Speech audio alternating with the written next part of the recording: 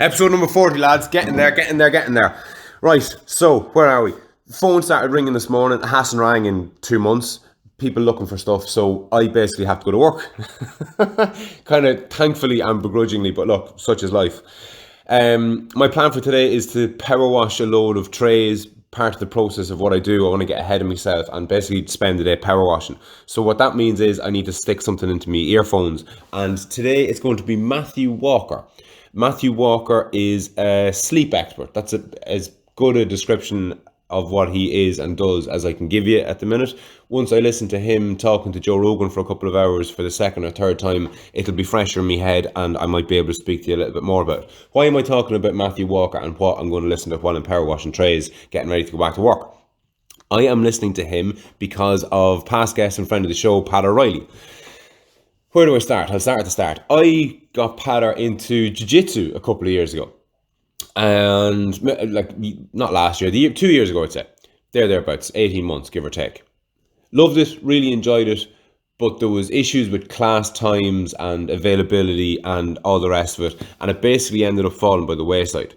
And what I said to him was, well, would you give running a go, basically? And he goes, well, why are you telling me to do running now? Like, and I said, well, or what I said was, look, timetables don't suit you. Because of the nature of his job, he was working 4 days on, 4 days off at the time. So as you can imagine, if you're doing that 4 days on, 4 days off, because there's 7 days in a week, that means that you're off different days every week. So it might seem simple, 4 days on, 4 days off, but it's Monday, Tuesday, Wednesday, Thursday, you're working, then you're off Friday, Saturday, Sunday, Monday. So you're in Tuesday, Wednesday, Thursday, Friday. I sound like him. This is what he sounded like forever. He worked there for fucking nearly 20 years. So I've been listening to him going Monday, Tuesday, Wednesday, blah, blah, blah. But anyway, I got him into running because the beauty about running is there's no timetable. You don't have to be at the venue at 7 o'clock on a Tuesday and Thursday. Whenever you've got a free minute, in first thing in the morning or last thing at night, you just head out the door. And what I was saying to him was, what I do is, if I haven't got a run in that day, say, and I'm about to have my shower in the evening, I say, fuck it, and I'll just run to the shop and back, which is just 2k. Now, you might wonder, what's the point in doing it? But if you run it fast, there's plenty of point in doing it. Even if you walk it, there's plenty of point in doing it. It's something better than nothing. And it only takes me about 5 minutes to run a kilometre. So 2k, 10 minutes. I'm about to have a shower, fuck it. Throw on the shorts, 10 minutes later, I'm in the shower. You don't have to schedule it in, is basically the point. But anyway, Patter, being an obsessive lunatic that he is, got into running. Now, Patter is a little bit like me insofar as that he doesn't do things by halves, to put it mildly. So Patter started obsessively running to the point whereby come last October, I think in October 2019, he set himself the goal of running 10k every day. So for the 30 odd days in October, he ran 10 kilometers every day. Fucking lunatic. Once he had that done, once he had 300 kilometers ran in the month, or whatever his goal was, he didn't stop there. He said he'd run 10k every other day. So he was able to run 10k a day for 30 days and said to himself, it'd be interesting to see how long I can run 10k every second day. So we started on the 1st of November 2019, and I'm glad to report that the cunt is still doing it. Absolute lunatic. Like, what's wrong with people? You say, oh, get into running, Patter, and he ends up running 10k every day for over a year. I better not tell him to get into making nuclear weapons or, trafficking people or something, because fucking hell, how bad could that go? But anyway, Patter, being an obsessive lunatic that he is, got me into, he's been a big driving push in the whole heart rate monitoring and knowing what my resting heart and max heart rate and the VO2 max and all that jazz. He's been pushing and pushing and pushing, so much so that he has me wearing a fucking watch for the first time in about 25 years. One of these things that monitors your sleep and your heart rate and syncs up to an app and all that fun stuff. But he texted me last night and said, check out your app for your watch, check out the sleep setting on it. And I was like, sleep setting sounds interesting. So holy shit, went into it. Now I only had a cursory glance, but it logged the deep sleep I got, the REM sleep I got, which is rapid eye movement apparently, and the light sleep I got, and it broke it down into what I got and when I got it and how long I got it for. It even has the times that I woke up, and it tells me whether or not it was a good night's sleep or a short night's sleep. It obviously gives the duration of from when I went to sleep to when I went up, but also the duration of how I was in deep sleep for, X amount of minutes, then in REM sleep, then in light sleep, and fascinating stuff. And I literally only had a cursory glance, as I said. But what I'm going to be listening today when I'm power washing trays, see how we got back, what I'm going to be listening to is this Matthew Walker dude, who's some sort of sleep expert. I don't know his credentials, but I have listened to it before. It was on about 2 years ago with Rogan, and listened to it, blown away by it. The importance of it, the necessity of it, the downsides of not getting enough, not getting the right amount, the benefits of getting the right amount and getting enough of it, the downsides of getting too much of it, how you can't claw it back, so when you lose it, it's lost. Like if you're aiming to get 8 hours sleep a night and you only get 4 hours sleep one night, forget about having 12 hours sleep the next night. Apparently it doesn't work like that. But anyway, it's been a couple of years since I listened to it, and I haven't really studied it or really taken it on board because I have 2 kids that just don't sleep. And it was just depressing knowing how detrimental to my health and the health of my family and therefore everybody else around us when we're not getting the requisite hours kip a night. But anyway, I'm committing to listening to it today because it's actually because of something I heard Dana White say. I was listening to a bit of Dana White. He's the president of the UFC. I mentioned him yesterday. I was listening to something he was saying, and what the hell was it he was saying? That there's no good time. There's no perfect time. If you've got an opportunity and you're like, oh, I can't now because A, B, and C, ask yourself, is A, B, and C bullshit? Can you just, suck it up and get on with it? So that's what I'm doing.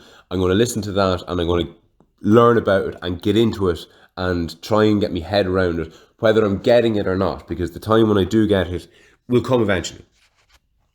So expect a podcast all about sleep and the benefits of it.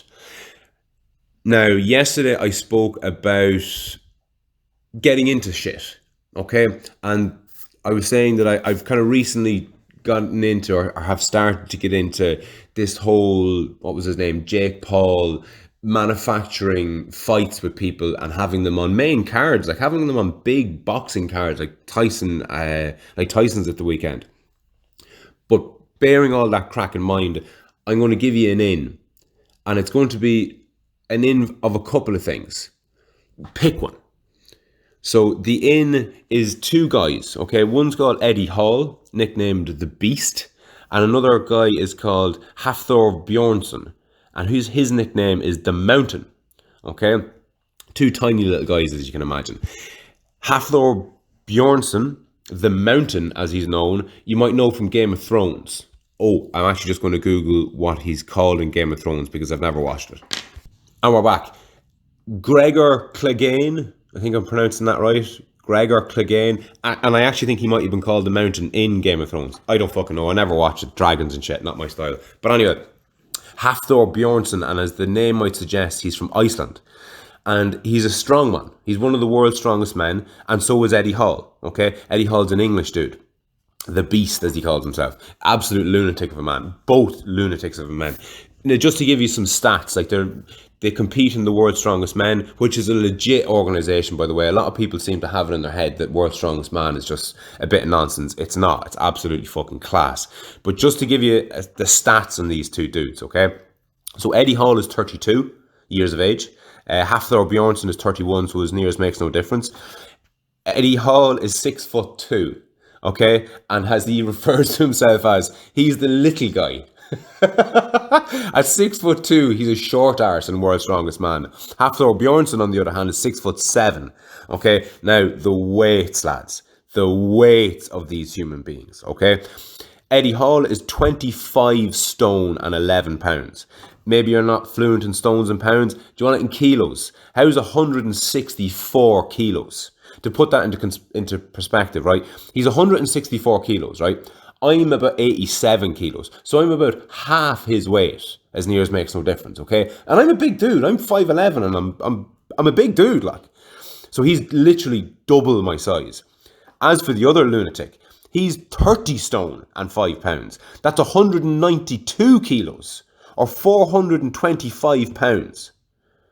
I didn't give the pounds for Eddie Hall. He's 361 pounds. These people, for want of a better term, they're behemoths. They're absolutely enormous. How do you fuel a behemoth? I've been speaking a bit about calorie intake of late. Check this shit out.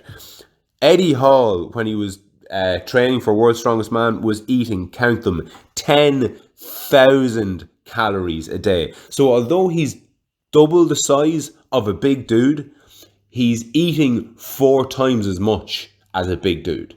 Like the man, the mass and strength of these dudes is just incredible. And as for Hafthorn Bjornsson, he was packing away 17,000 calories.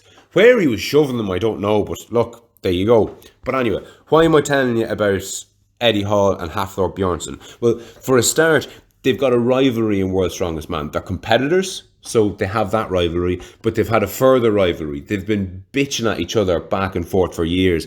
There was some controversy over, I think it was the 2017 World Strongman title that Eddie Hall won and would have been head-to-head against Hafthorn Bjornsson. I can't remember what Bjornsson said, something along the lines of it not being legit. I think he accused him of cheating in one of the events or something like that. Later disproven, I believe, by video evidence. And as you can imagine, Eddie Hall having won World's Strongest Man, only for the runner-up to basically accuse him of cheating, didn't take that too kindly. And the two boys despise each other, it's fair to say. Now, how much of this is manufactured for the cameras and for the eyeballs and for the clicks and for the promotion? I don't know, and I don't care. Just like Jake Paul can't speak or box, I don't care. There was a bit of fucking glitz and tinsel about it, and that's what I was looking for. I was looking to be entertained, okay? If you want to get into real boxing, don't pay any attention of Jake What's-His-Face because he can't box, okay? Watch boxers. Yeah, I was going to start trying to name boxers, but I can't, so I won't. But anyway, Eddie Hall, Hafthorn Bjornsson, they get it, okay? They seem to get what a lot of fighters don't understand. A lot of fighters, and I'm speaking specifically now about martial artists now, or mixed martial artists, should I say, cage fighters, call them what you will. Everybody knows that there's jiu-jitsu, that's ground grappling, that's rolling around the ground trying to snap off arms and choke people unconscious, okay? Everyone knows about the stand-up, the punching and the kicking and the kneeing and the elbowing. Everyone's familiar with that. The bit in between is when you're wrestling for position, okay? Everyone's familiar with that. They're the 3 main domains. There's a whole load of other ones. There's against the cage, there's when you're on top, there's when you're on bottom, there's when you're, advancing and retreating and all that jazz. There's 1,001 different ways that you can view it. But for the most part, there's the ground, there's stand-up, and then there's wrestling, okay? But there's a 4th, which is arguably more important than the other ones, and that's the promotion of it, because you get better paid, and if you're a professional fighter, you're doing this professionally, you're doing it to get paid, okay? You get paid more if you can promote it, if you can be interesting, if people want to see you, okay? You get paid more, so you're probably better off not being as good a fighter as you can and focusing on promoting yourself than trying to be the best fighter that you can possibly be and ignoring the entertainment aspect of it. Now, Eddie Hall and Thor, for short, these 2 guys, they get it. They understand that there's only so strong that they can get, that there's limits to their ability, okay? Not many, granted, but there are limits.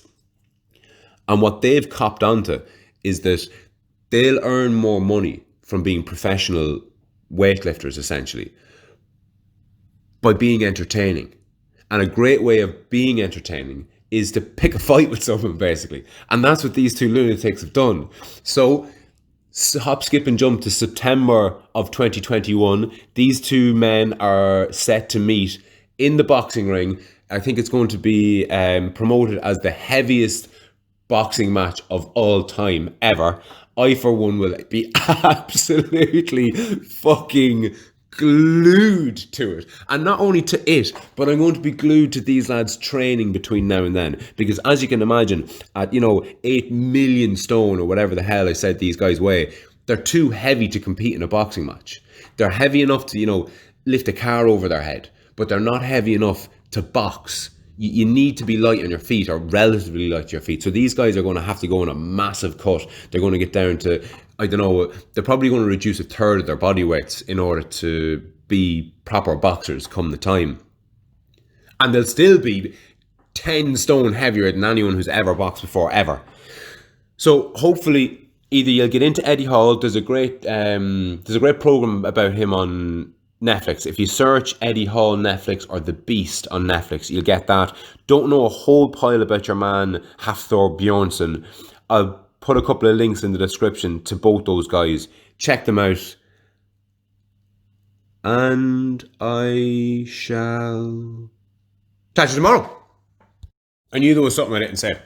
Yes, so just on Eddie Hall and Hafthorn Bjornsson. Eddie Hall broke the world deadlift record about a year ago. I'm not sure exactly when. Thereabouts a year ago. Just so people know, a deadlift is, so you're standing as normal, mind your own business. You bend your knees and you reach down and you pick something up, and then you straighten your knees, straighten your back, and you stand up, and you've lifted it clean off the ground. Okay, that's essentially what a deadlift is. And Eddie Hall broke that record a year ago. The man, I don't know how he did it, but he lifted 500 kilos, or half a ton, in other words, clean off the ground. And no one had ever lifted anything that heavy before, ever. Plenty of people had reckoned that it was literally physically impossible. Eddie Hall proved them all wrong. So that was about a year ago. But only in the last month or two, what did your man Hafthorn Bjornsson go and do? He lifted a 501 kilos. Sneaky fuck. Okay, so he has the new world record. I don't know how official it was, but look, it was recorded and nobody's questioning it. He lifted 501 kilos. Now, credit where credit's due, Eddie Hall will still always be the first man to have ever lifted 500 kilos off the ground. No one can take that title off him, but his deadlift title, Hafthorn Bjornsson did take it off him, and all the more reason for Eddie Hall to beat his ass into the ground in September next year. And on that note, I definitely will chat to you tomorrow. But before I let you go, I'd just like to remind everybody that this episode and all the episodes on YouTube have been brought to you by past guest and friend of the show, Pat McKeown. Pat is very similar to myself insofar as that he's long had an interest in the mind, and more specifically the brain, and how they both interact, to such an extent that he went and spent 4 years getting a degree in neuroscience, and then spent a further year in getting a master's in psychology. Now, what he's done is pretty fucking cool. He's after setting up his own YouTube channel. It's called Pat Psychology Masters, and there's a link in the description. Now, what he's done here is he's uploaded all the best bits that he's learned over the last 5 years and put them into short, plain English, easy to understand YouTube videos for the likes of myself. His YouTube channel has been a massive resource for me in understanding both my mind and the mind of others. So hit up Pat Psychology Masters YouTube channel, subscribe, give it a like and a comment and a share. All that kind of stuff helps, and I'll chat to you soon.